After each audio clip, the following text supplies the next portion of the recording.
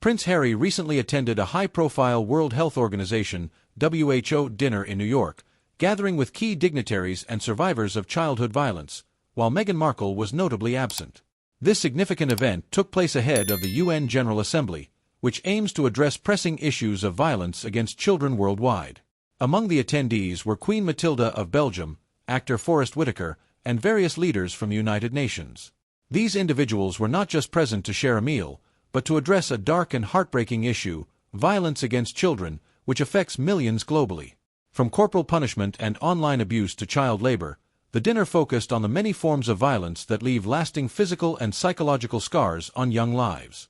Attendees shared their own stories, painting a picture of the immense suffering experienced by children across the world and the urgent need for collective action.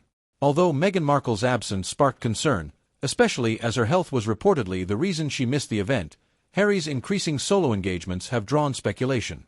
Royal commentator Phil Dampier weighed in, suggesting that Harry might be seeking a clearer sense of purpose through these independent appearances.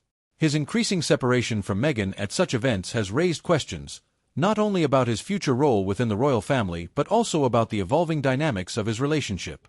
This dinner also set the stage for the first global ministerial conference on ending violence against children, scheduled for November in Colombia.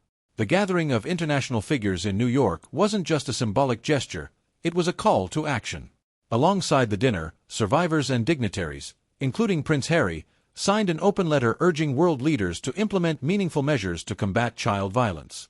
Queen Mathilde's speech highlighted the urgent need to address not only the physical but also the growing threat of psychological violence. Her emphasis on issues such as corporal punishment, bullying, and online abuse resonated deeply with a room full of survivors, activists, and dignitaries.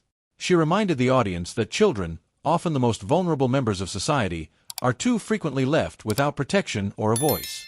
Her words carried an emotional weight, urging those in power to commit to real change. Harry's presence at this dinner also followed another notable appearance at Kevin Costner's charity event in California, where once again, he stood alone as Meghan was reportedly unwell. His increasing presence at these solo events appears to signal a shift in his public role, a move towards defining himself separately from his wife, perhaps in response to the many personal and professional transitions they've faced since stepping back from royal duties. The emotional weight of the dinner was further amplified by the stories of survivors of childhood violence who spoke passionately about their experiences. These testimonies served as a reminder that the event was more than just a meeting of international figures. It was a platform for those whose lives have been forever altered by violence. Their courage in speaking out called attention to the failure of many global systems to protect the most vulnerable. At the heart of this gathering was a painful truth: the world has not done enough to shield children from violence.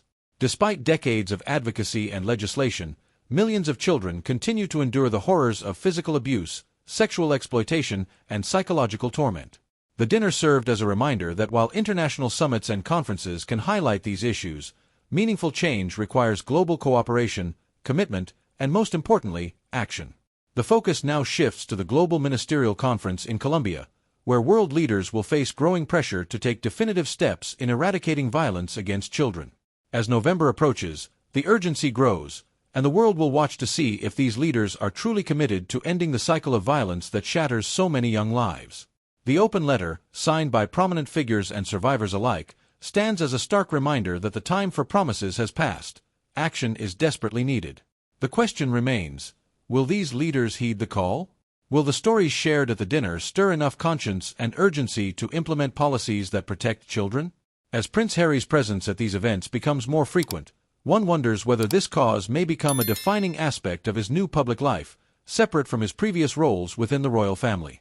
His search for purpose, highlighted by his growing solo engagements, mirrors the global search for solutions to protect children, a journey both personal and collective, steeped in the weight of responsibility.